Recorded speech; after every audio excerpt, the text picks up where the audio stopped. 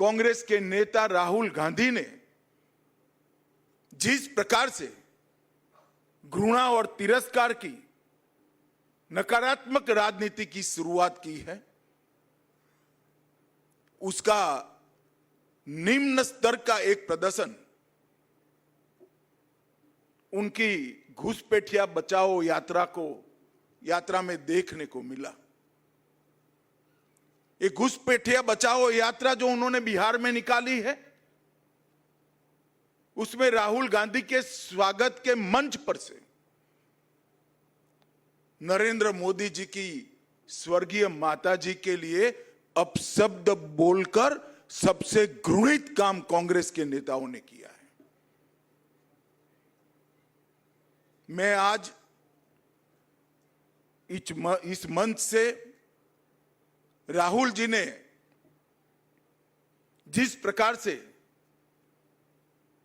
घृणा की स्तर बगर की राजनीति की शुरुआत की है, उसकी और प्रधानमंत्री नरेंद्र मोदी जी की स्वर्गीय माता जी के लिए जो अपशब्द कहे गए, उसकी मैं हृदय से निंदा करता हूं।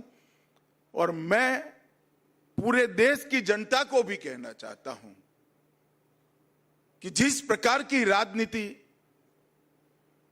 मुद्दा विहीन विरोध की राजनीति, नकारात्मक राजनीति, घृणा की राजनीति श्री राहुल गांधी ने शुरू की है, वो हमारे सार्वजनिक जीवन को ऊंचाई नहीं देगी, गर्त में ले जाएगी।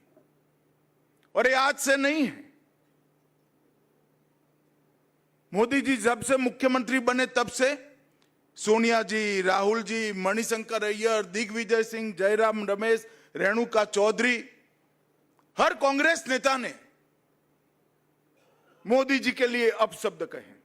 कोई मौत का सौदागर कहता है, कोई जहरीला सांप कहता है, कोई नीच आदमी कहता है, कोई रावण बताता है, कोई भस्मासुर बताता है, कोई वायरस कहता है। कांग्रेस के नेता क्या समझते हैं?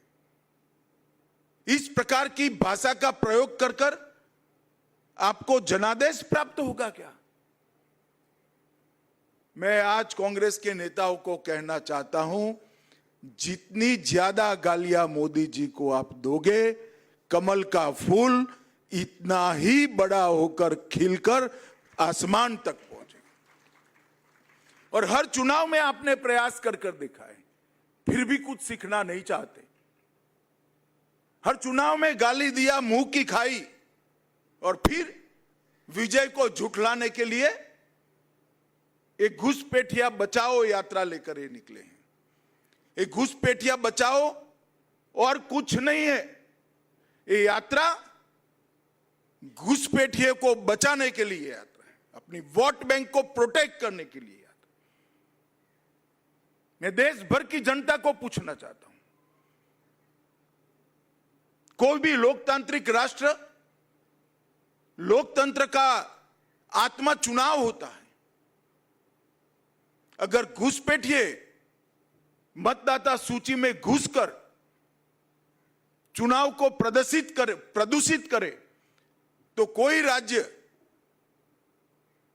कोई राष्ट्र कैसे सुरक्षित रह सकता है? और कांग्रेस पार्टी ने जो शुरू किया है, देश भर की जनता अचंभित और दुखी होकर इनके कुत्सित प्रयास को देख रही है।